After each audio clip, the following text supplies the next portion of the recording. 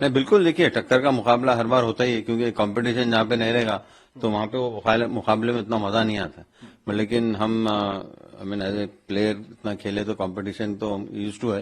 But लेकिन मैं यहाँ पे मुझे आज खुशी जाहिर करते हुए ये भी कहूंगा कि मैं अपनी पार्टी के जो हाई कमांड है उनका बहुत बहुत शुक्रिया अदा करूंगा कि वो इस लायक समझे कि वो मुझे टिकट दिए। स्पेशली अपने हमारे कांग्रेस प्रेसिडेंट श्री मल्लिकार्जुन खड़गे साहब, सोनिया मैडम और राहुल जी, प्रियंका जी और हमारे रेवंत रेड्डी साहब जो टीपीसीसी के हमारे जो प्रेसिडेंट हैं, उन्होंने बहुत कोशिश की और मैं उन सबका शुक्रिया अदा करता हूं और ये उम्मीद करता हूं कि इंशाल्लाह हम वहां से जीत के आएंगे।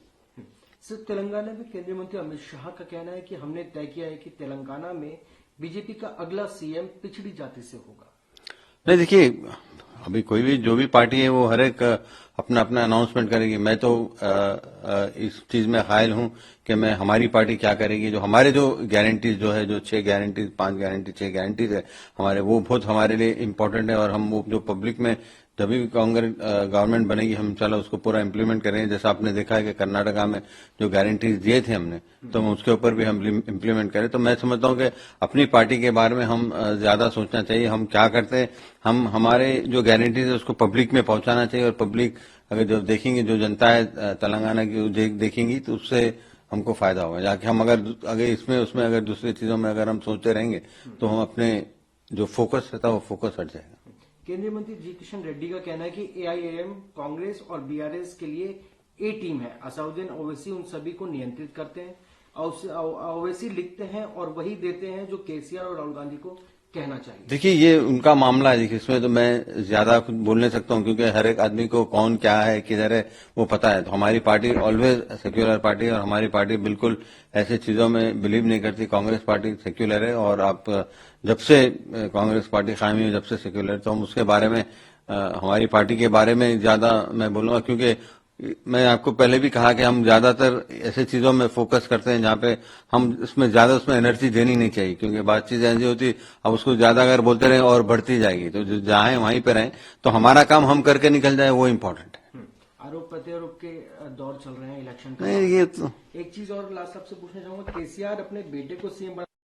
नहीं देखिए, पीएम कौन बनेगा, हमारी पार्टी कभी भी जब पीएम का या सीएम कभी भी अनाउंस नहीं करती। अगर आपने देखा होगा तो इसमें जब कर्नाटका के भी जो इलेक्शन हुए वहां पे कोई सीएम कैंडिडेट नहीं बना था। जब हम लोग इंशाल्लाह जीतेंगे, जब पावर में आएंगे, जब पूरा हाईकमांड जो डिसाइड करेगी, मेरे ख्याल में पूरों का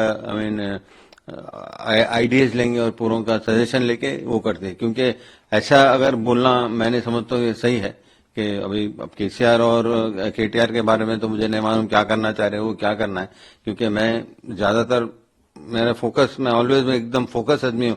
मैं अपनी कॉन्स्टिट्यूएंसी में और अपनी पार्टी क्या करे, हमारी अपनी पार्टी को मैं ऊपर लाना चाह रहा हूँ। अगर मैं दूसरों के बारे में अगर उल्टा सीधा आई मीन जो देखेंगे, हम इन्हों ऐसा कर रहे हैं, उन्हों ऐसा कर रहे हैं, तो वो उनका निजी मामला है, वो उन्हों जो भी बोलता है। अगर आप आरोप लगाते रहेंगे, इसमें आपका आधा टाइम तो इसमें निकल जाएगा। तो हमको कॉन्सेंट्रेट करना चाहिए, हमको हमारी पार्टी को तेलंगाना में गवर्नमेंट बनाना चाहिए, क्योंकि गवर्नमेंट बनाने के लिए जा रहे हैं हम। इंशाल्लाह जरूर हमारी पूरी कोशिश रहेगी और मैं उम्मीद करता हूं कि हम गवर्नमेंट बनाएंगे, क्योंकि जो तेलंगाना में जो डेवलपमेंट के बारे में जो हमने ऐसा किया, वैसा जहां पे जो डेवलप जगह है वहीं पे डेवलपमेंट हुआ है। अगर आप हम पीछे जाके अगर आप देखेंगे जो छोटे छोटे जगह है, स्पेशली जो हमारी कॉन्स्टिट्यूएंसी है जुबलीज में, अगर आप जाके अगर इनसाइड अगर देखेंगे तो वहां पे कोई डेवलपमेंट नहीं है, बिल्कुल जीरो डेवलपमेंट है। जहां जैसा है वैसा है। लोग ऐसी आई मीन अच्छी जिंदगी नहीं जी रहे, क्योंकि उनके जो जैसे जो एरियाज है वहां पे बिल्कुल आई मीन ड्रेनेज का सिस्टम बराबर नहीं है, पानी भर जाता है तो लोगों के घर में पानी आ जाता है। उससे क्या होता है, लोग कुछ कर नहीं सकते और जो भी लोग होते हैं उससे बीमार होते हैं और वहां पे कोई फैसिलिटीज भी नहीं है।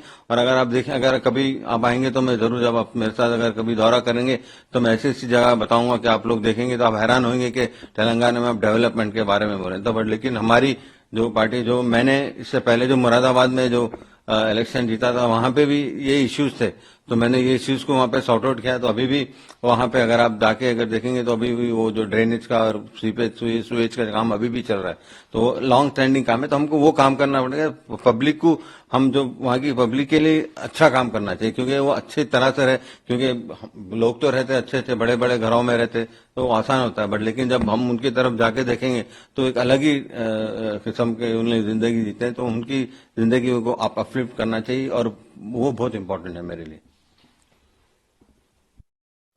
So Congress Party releases its section list and Yes. it also includes your name from Yes. Jubilee Hills. So, sir, what's your expectation from there? That what kind of development should be done there after your winnings? No, I think I'm very happy. First of all, I'm very happy that I got a ticket from Jubilee Hills, and it's very, I mean, good, that I got the ticket, and at the same time, I would like to thank the leadership, our leadership, especially our president, Shri Mallikarjun Kharge Sahab, Sonia Madam, and Rahul ji, or Priyanka Madam, and then most importantly also Revant Reddy, I mean our TPCC president. I think he worked very hard for the ticket. I think I really enjoy working with him, and I had all the support of his. And then, I mean that there are a lot of things to be developed there, because if people talk about development in Telangana, only the places which were already developed have developed more. But then if you come to my constituency, if you look around inside, there are so many places where there are so many divisions where there's a lot of work has to be done. No work has been done, and I think people, when I was going, they were only complaining that pani idhar se gir ja raha hai, pani idhar se aata hai. I mean, in our houses, everywhere when it rains, I mean, all the water comes into the houses, and then we are always on the roads and everything. These are the things that happen. So I think basically these problems have to be solved, and then we have to give them a good life. Even for the poor people, I mean, they deserve a good life. So I mean, it's not that we only have to live, a good life, but then they also deserve it. But then when you become an MLA, I mean, it's your duty to work for the people, and I'm ready to do that. And I've done it before also. I mean, it is not nothing new.